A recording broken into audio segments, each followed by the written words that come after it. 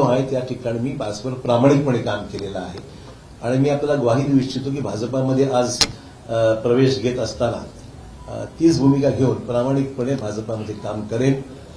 पक्षालाही कसं ताकद मिळेल, आगामी निवडणुकीमध्ये यश जास्तीत जास्त जागेवर महाराष्ट्रामध्ये, देशात ते मिळेलच, महाराष्ट्रामध्ये सुद्धा कशा पद्धतीने अधिकच्या जागा या भारतीय जनता पक्षाला मिळू शकतील या बाबतीमध्ये निश्चित माझ्याकडून जो माझा अनुभव आहे, जो प्रयत्न आहे, तो निश्चित माझ्याकडून होणार आहे.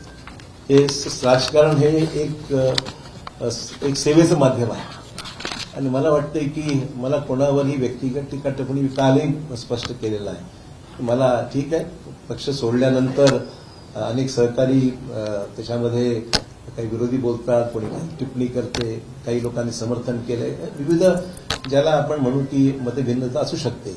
व्यक्तिगत स्वरूपाचे कुठले दोषारोप मी कोणावर केलेले नाही, करणार नाही. मी आजपासूनच इथे पॉझिटिव्ह कामाला लागलेलो आहे. मला बावनकुळेजींनी आताच पावती दिलेली आहे पक्ष प्रवेशाची आणि त्यांना मी पैसे देऊन सुद्धा, म्हणजे उधार ठेवलेलं नाही, जी काही फीज आहे ती त्यांना मी पक्ष प्रवेशाची त्या ठिकाणी दिलेली आहे. आपल्याला माहिती की प्रधानमंत्र्यांनी सबका साथ सबका विकास हे ब्रीदवाक्य घेऊन या देशामध्ये अनेक महत्वपूर्ण पैलू विकासाच्या संदर्भातले देशाभरात आपण पाहतोय की मोठ्या प्रमाणावर जे इम्प्रेस आम्ही झालेलो आहोत. आम्ही म्हणजे मला सांगायला हरकत नाही, आम्ही विरोधी पक्षात असताना सुद्धा कधीही व्यक्तिगत स्वरूपाचे दोषारोप एकमेकावर कधी केले, मी तरी कोणावर केले नाही. आणि जे चांगलं काम झालं, आमच्या काळात जे चांगलं काम झालं त्याची प्रशंसा देवेंद्र भाऊंनी वेळोवेळी केली.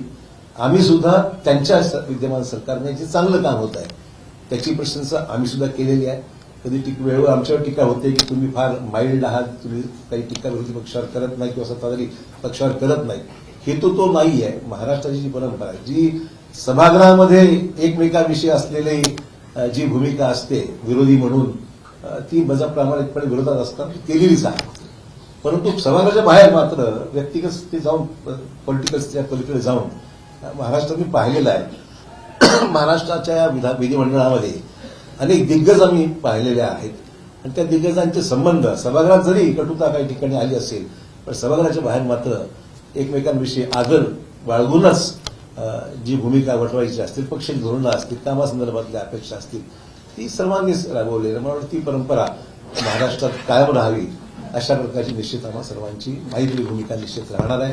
एक नवीन सुरुवात भारतीय जनता पक्षाची जी काही ध्येय धोरणं आहेत त्या पद्धतीने निश्चितच काम केलं जाईल. पक्षाच्या भूमिकेतून जे आदेश पक्ष मला देईल, उपमुख्यमंत्री देवेंद्र फडणवीस सांगतील त्या पद्धतीने निश्चित आगामी काळामध्ये काम करण्याचा माझा मानस आहे.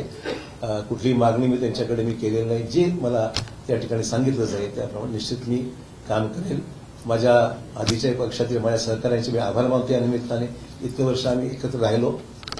ठीक आहे, हा माझा व्यक्तिगत निर्णय होता, मला कोणी जा म्हणून सांगितलं नाही आणि मी शेवटपर्यंत, लोक म्हणतात कालपर्यंत तुम्ही पक्षाकडे तिथे बसला होता आणि अचानक तुम्ही स्विच ओव्हर झाला. मी म्हटलं शेवटच्या क्षणापर्यंत मी जिथं आहे ते काम मी केलेलं आहे आणि आज जेव्हा मी मग त्यानंतर माझी भूमिका मी या ठिकाणी स्पष्ट केलेली आहे.